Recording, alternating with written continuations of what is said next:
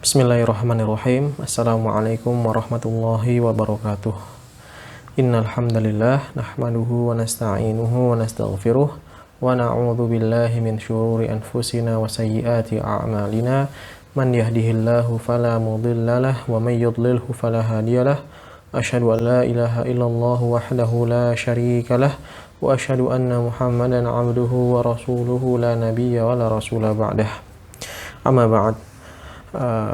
Alhamdulillah, segala puji hanya milik Allah Subhanahu wa taala, yang mana atas limpahan nikmat dan karunia-Nya, taufik dan juga inayahnya, pada kesempatan malam hari ini kita bisa kembali melanjutkan pelajaran kita Al-Islam 6 ya, tentang bina pemahaman dan pengamalan Al-Qur'an. Di kesempatan yang telah lalu kita sudah mengambil pembahasan tentang Al-Qur'an, definisinya dan hal-hal ya terkait tentang Al-Qur'an dan juga nama-nama dan juga sifatnya. Ya, di pertemuan kali ini kita akan lanjutkan pembahasan kita. Kita masuk bahasan yang kedua, yaitu tentang Makkiyah dan Madaniyah. Baik, ikhwani fiddin, azanillah wa iyyakum. Kita ambil bahasan yang pertama, yaitu tentang definisi Makkiyah dan Madaniyah. Tentunya ini kata Makkiyah dan Madaniyah ini bukan suatu yang asing ya buat antum ya. Anak kira antum sudah sering mendengar ya. Dan di sini kita akan sedikit mengulang dan mengulas tentang definisi Makkiyah dan Madaniyah. Kata Makkiyah itu sendiri ya diambil dari kata Makkah, dan Madaniyah diambil dari kata Madinah. Nanti ada kaitannya ya dengan definisinya ya. Kita baca di sini, Makkiyah adalah surat yang turun sebelum Rasulullah Shallallahu Alaihi Wasallam hijrah, walaupun turunnya di luar Makkah. Ya, perhatikan di sini ya, Makkiyah adalah surat yang turun sebelum Rasulullah Shallallahu Alaihi Wasallam hijrah, walaupun turunnya di luar Mekah. Nah, di sini ya barangkali ya ada sedikit perbedaan istilah yang sering antum dengar. Biasanya kalau Makkiyah itu adalah surat yang turun di kota Mekah, dan Madaniyah adalah surat yang turun di kota Madinah. Ya, memang itu adalah perkataan sebagian ulama ya, namun sebagian yang lain, dan ini definisi yang Anda pilih di sini karena dia lebih mencangkup segala hal ya, ketimbang definisi yang pertama ya. Jadi definisi yang dipilih oleh Anda di sini, lihat, Makkiyah adalah surat yang turun sebelum Rasulullah SAW hijrah ya. Artinya Rasulullah sebelum hijrah di mana?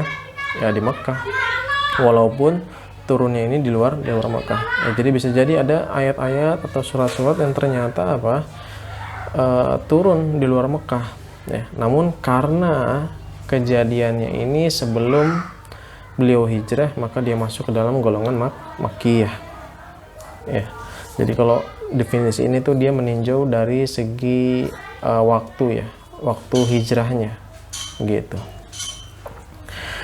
Sedangkan kalau definisi yang biasa antum ketahui ya, yaitu berdasarkan tempat, sudah Makkiyah dia turun di Makkah, Madaniyah turun di Madinah ya. Baik, ini walaupun ya ada sedikit perbedaan ya, namun yang lebih mencangkup luas maknanya adalah definisi yang dipilih di sini ya. Contohnya apa? Surat-surat Makkiyah itu ya. Nah, surat Makkiyah contohnya seperti surat An-Nas ya, Al-Falaq dan juga Al-Ikhlas ya. An-Nas, surat Al-Falaq dan juga Al-Ikhlas ya. Taib, dan lain-lain ya, banyak. Biasanya surat Makkiyah ini banyak di juz 30 ya, karena dia biasanya surat-surat pendek ya, dan nggak panjang, biasanya seperti itu kalau Makkiyah, ciri khasnya. Kemudian adapun Madaniyah ya, Madaniyah adalah surat yang turun setelah Rasulullah SAW hijrah ya. Jadi kalau setelah Rasulullah SAW hijrah kemana ya? Hijrahnya ke kota Madinah ya. Meskipun turunnya di luar Madinah ya, itu dikatakan apa? Madaniyah ya. Ini dikatakan Madaniyah ya. Jadi patokannya setelah hijrah atau sebelum hijrah gitu ya. Memang ya, kenapa ada ulama yang mendefinisikan Madaniyah adalah surat yang turun di kota Madinah ya, karena umumnya surat itu turun di di Madinah, seperti itu umumnya ya, walaupun ada ayat-ayat, sebagian ayat atau sebagian surat yang turun di luar kota Madinah ya. Sehingga makanya yang lebih luas ya cakupan definisi ya, ada definisi yang dipilih di sini. Apa contoh-contoh surat Madaniyah ya? Surat Madaniyah contoh seperti surat Al-Baqarah, Ali Imran, An-Nisa, Al-Maidah dan lain-lain. Biasanya surat Madaniyah ini panjang-panjang seperti itu. Taib. Setelah antum mengetahui definisi dari Makkiyah dan Madaniyah, sekarang kita akan berbicara hal-hal yang lebih spesifik, yaitu tentang karakteristiknya. Ya, jadi ternyata ya tidak hanya tempat turunnya atau waktu turunnya saja ya memiliki perbedaan ya. Tadi Makkiyah ini sebelum beliau hijrah di kota Mekah, dan Madaniyah setelah beliau hijrah yaitu di kota Madinah gitu.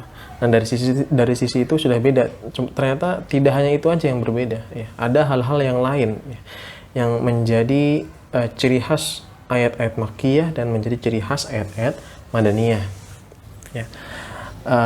Kita baca di sini ya, surat-surat Makkiyah dan Madaniyah memiliki karakteristik yang berbeda. Perbedaan ini terlihat jika ditinjau dari bahasa dan pembahasannya. Jadi kita bisa lihat perbedaan antara Makkiyah dan Madaniyah ya.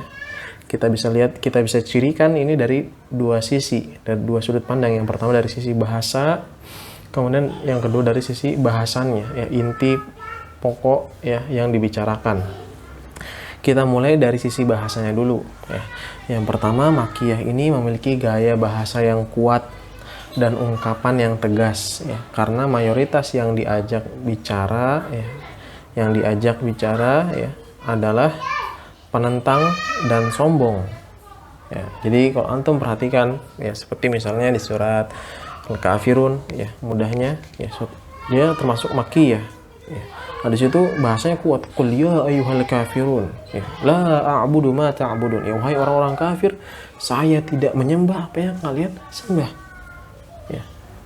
La a'budu ma ta'budun wala antum 'abiduna ma a'bud, dan kalian juga tidak menyembah apa yang kami sembah ya. Begitu, lihat bahasanya kuat ya, karena memang apa yang diajak bicara ini masih kebanyakan orang-orang yang menentang dan sombong ya, orang-orang yang menolak kebenaran. Umat Islam masih lemah ya. Atau juga misalnya di surat Al-Kautsar ya, di mana di ayat ketiganya Allah Subhanahu wa taala berfirman apa? Inna syani'aka huwal abtar ya, sungguhnya orang yang mencacimu ya, yang membencimu, yang mencelamu lah dia yang abtar ya, yang terputus dari rahmat Allah Subhanahu wa taala. Ya, di sini ya ada sedikit kisah ya kenapa turun ayat tersebut ya. Kisahnya secara ringkas bahwasanya Nabi SAW ini diejek ya, atau dihina oleh orang-orang kafir ya, dengan mengatakan Muhammad abtar ya. Maksudnya abtar adalah ya terputus, nggak punya keturunan lagi gitu ya, dimana yang antum ketahui ya bahwasanya Nabi SAW anak-anaknya ya, terutama yang laki-laki ini meninggal semuanya ya, meninggal semuanya ya, termasuk anak-anak perempuan juga meninggal ya semasa hidup beliau ya, meninggal di semasa hidup beliau ya, kecuali Fatimah radhiyallahu anha ya, beliau meninggal setelah beberapa bulan ya, Rasulullah SAW meninggal ya. Namun ya, umumnya ya yang namanya nasab gitu kan diturunkan lewat laki-laki ya enggak ya. Ketika anak-anak laki-laki Rasulullah SAW meninggal ya, Al-Qasim ya, kemudian Ibrahim ya, mereka meninggal ya.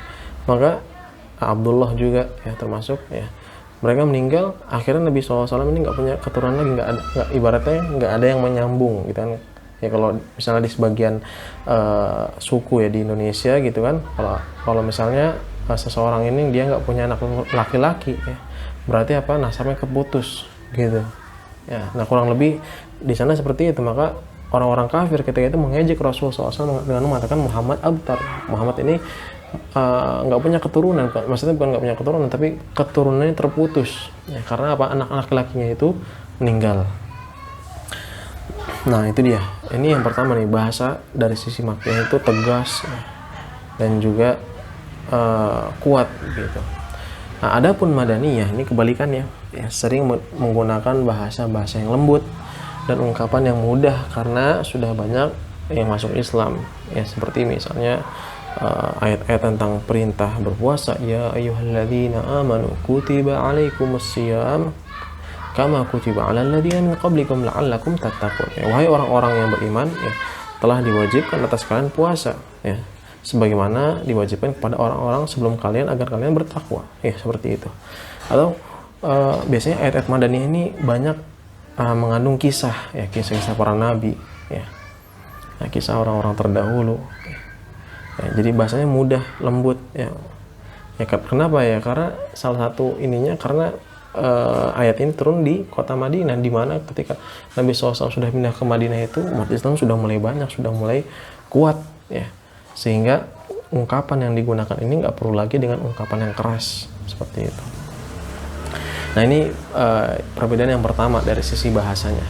Adapun yang kedua, ya, adalah ayat-ayat Makkiyah pendek, ya, dan kuat dalam memberikan bukti, ya. Ini pendek, ya. Yang kedua ini, dan kuat dalam memberikan bukti. Ini sama, ya, seperti sebelumnya, ya, dia ini memberikan hujjah, ya, atau memberikan bukti, ya, balasan buat orang-orang kafirin yang menentang, ya. Jadi, ya, tadi seperti Anda sebelumnya sudah bilang, kebanyakan ayat-ayat yang ada di juz 30 ini kebanyakan Makkiyah, ya, karena mereka pendek-pendek. Ini menjadi ciri khas, ya, khusus ayat-ayat Makkiyah. Walaupun ada sebagiannya, ya, yang memang madaniyah, ya, seperti surat An-Nasr, ya, An-Nasr ini madaniyah. Ya, tapi umumnya, ya, juz 30, ya, Makkiyah.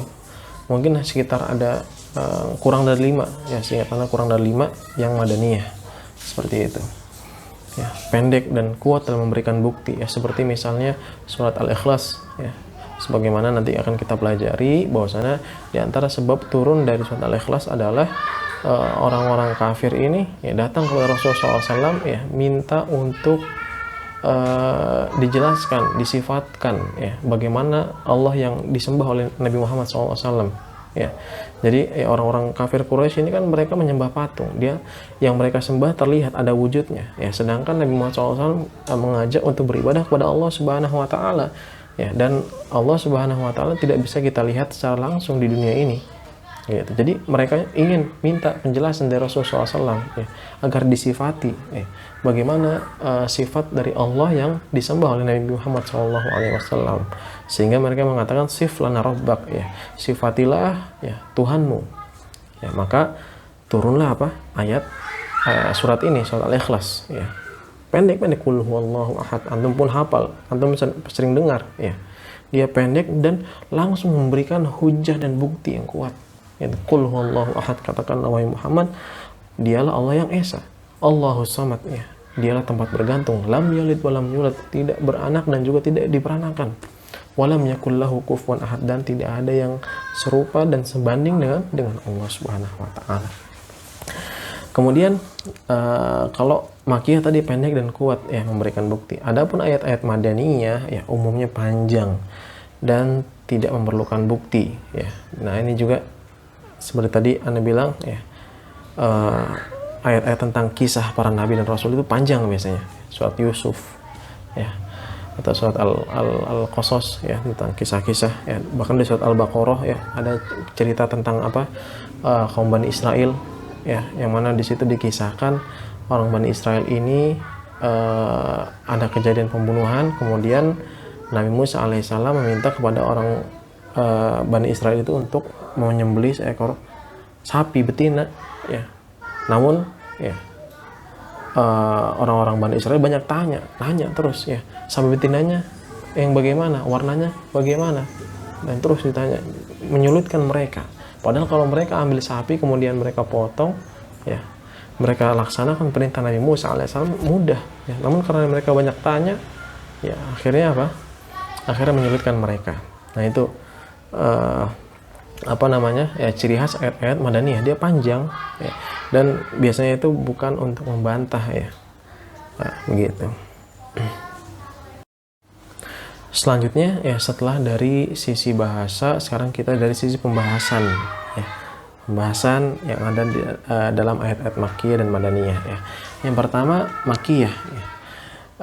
Bahasannya ya, Makkiyah ini, surat Al-Makkiyah, dia berbicara tentang pengokohan tauhid ya, dan pelurusan akidah ya. Seperti tadi sudah jelaskan surat Al-Ikhlas ya, tentang tauhid ya. Bagaimana sifat-sifat Allah Subhanahu wa taala ya. Kemudian surat Al-Kafirun ya, di mana kita menolak ya, agama selain Islam ya, dan apa namanya ya, hanya Islam yang berhak untuk yang diterima di sisi Allah Subhanahu wa taala. Seperti itu, hanya Islam yang benar ya, surat Al-Kafirun gitu. Kemudian surat Al-Fatihah juga ya, surat yang pendek namun mengandung masalah tauhid ya, tentang bagaimana kita mengesahkan Allah Subhanahu wa taala dalam nama-namanya, kita mengesahkan Allah Subhanahu wa taala dalam ibadah, iyyaka na'budu wa iyyaka nasta'in, kepada Engkau lah kami beribadah, kepada Engkau lah kami memohon pertolongan ya, dan lain-lain seperti itu. Sedangkan Madaniyah ya, berbicara tentang ibadah dan muamalah. Nah, ini biasanya bahasan Madaniyah ini tentang ibadah dan juga muamalah ya, tentang ibadah ya, tadi seperti shaum, ya ayyuhalladzina amanu kutiba alaikumusiyam, misalnya ayat-ayat tentang apa namanya zakat ya, siapa saja nih orang-orang yang berhak menerima zakat ya, dan lain sebagainya. Ayat-ayat tentang wudu ya, ayat-ayat tentang tayamum ya, dan juga bagaimana kita bermuamalah dengan orang, ayat-ayat tentang riba ya. Kemudian ayat-ayat tentang hutang piutang. Ayat hutang ya, adalah ayat terpanjang dalam Al-Quran ya. Kalau dalam Mushaf Madinah itu ya, dia itu ayatnya itu 1 halaman penuh ya, 1 halaman penuh gitu. Subhanallah ya. Nah, ini perbedaan ya, walaupun tentunya di apa namanya, ketika masa di Mekah juga ya, ini secara umum ya, maksudnya ayat Makkiyah ini ya tentang pengokohan akidah dan pelurusan pengokohan tauhid dan pelurusan akidah ya. Namun juga tidak menutup kemungkinan ada hal-hal ibadah-ibadah yang ringan seperti itu. Ya, begitu juga ketika di Madaniyah ini secara umum ya, ini berbicara tentang ibadah, ya muamalah, juga kisah-kisah begitu kan, dan juga tentunya ya tidak kosong dari apa, pembahasan tauhid dan pelurusan akidah.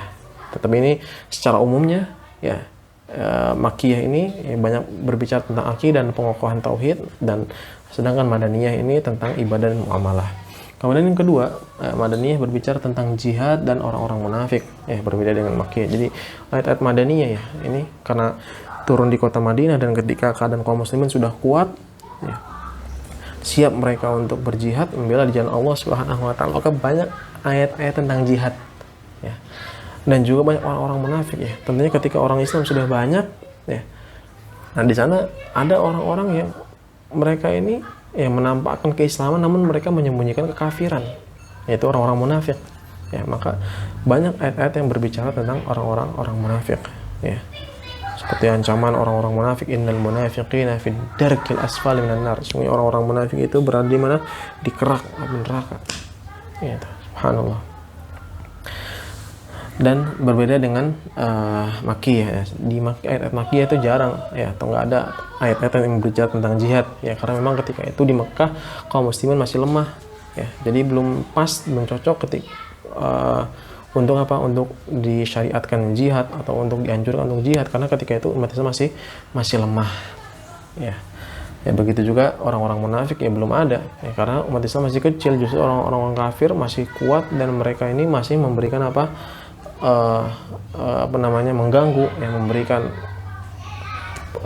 namanya hukuman ya, gangguan dan lain sebagainya kepada orang-orang yang masuk ke dalam Islam.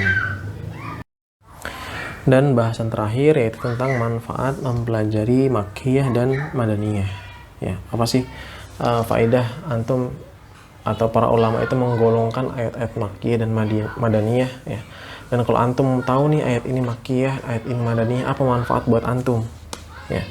Kadang kita ini mempelajari sesuatu harus tahu ya apa tujuan manfaat setelah antum mempelajari pelajaran tersebut. Nah, di sini para ulama mengatakan menjelaskan bahwasanya manfaat mempelajari Makkiyah dan Madaniyah yang pertama adalah terlihat ketinggian sastra Al-Qur'an Jadi sastra bahasa yang ada dalam Al-Qur'an itu sangat tinggi sekali. Sebagaimana antum ketahui Al-Qur'an ini diturun di tengah kaum Arab yang ketika itu mereka itu berbangga-bangga dengan bahasa mereka, berbangga-bangga dengan syair-syair gitu. Bahkan kalau ada orang yang hafal banyak syair, itu kedudukannya strata kedudukan di masyarakat sosialnya itu akan diangkat, akan dipandang menjadi seorang yang dipandang, menjadi seorang tokoh dan lain sebagainya. Nah, Al-Quran turun ketika di zaman seperti itu, dan kita dari adanya dari mempelajari kitab Makkiyah dan Madaniyah, kita semakin melihat bagaimana Al-Quran ini memiliki nilai sastra bahasa yang sangat tinggi sekali gitu. Alasannya apa di sini? Karena setiap ungkapan dan bahasan sesuai kondisi yang diajak bicara. Jadi bahasan tadi seperti Makkiyah, umat Islam masih lemah, ayat-ayatnya pendek, gitu kan? Dan bahasa yang konten isi materi yang disampaikan juga tentang akidah, supaya imannya kuat dulu. Tidak langsung masalah ibadah. Coba bayangkan ketika seorang masih lemah imannya, belum kuat, disuruh beribadah, loyo yang ada seperti itu. Nah, ini terlihat ketinggian sastra Al-Quran. Begitu juga misalnya di Madinah, di ayat-ayat Madaniyah tadi ciri khasnya apa?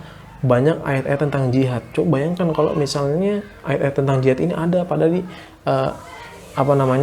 ada pada ayat-ayat Makkiyah, di mana Makkiyah ini sebelum Rasulullah SAW hijrah di kota Makkah, dan ketika itu Islam masih lemah, yang ada malah orang-orang malah lari, belum siap untuk berjihad. Nah, namun Al-Quran di sini turun atau bahasanya itu sesuai dengan kondisinya. Subhanallah. Kemudian yang kedua tampak hikmah dari syariat Islam ini. Nah, ini juga tampak bahwasannya syariat ini penuh hikmah. Yaitu dengan apa? Dengan memberikan kepada umatnya itu hal-hal yang tadarruj. Tadarruj itu bertingkat dari yang mudah dulu, kemudian tingkatan selanjutnya, kemudian naik lagi. Gitu. Coba bayangkan kalau misalnya ada seorang yang baru masuk Islam, dia baru masuk Islam, langsung kita sodorkan kepada dia berbagai macam ritual ibadah. Yang ada dia lari. Tapi yang perlu kita ajarkan kepada dia seperti metode Makkiyah dan Madaniyah. Makkiyah itu membicarakan tentang pengokohan akidah, tauhid. Kita ajarkan dulu orang yang bermasuk Islam, kita ajarkan keimanan supaya tertancap dulu di dalam hatinya keimanan kepada Allah Subhanahu wa Ta'ala, sehingga dari hal tersebut melahirkan amal ibadah. Jangan langsung kita sodorkan suruh ibadah, suruh sholat, suruh puasa. Bisa jadi puasa sulit. Orang kafir yang biasanya nggak pernah puasa suruh nahan dari pagi sampai dari subuh misalnya sampai maghrib.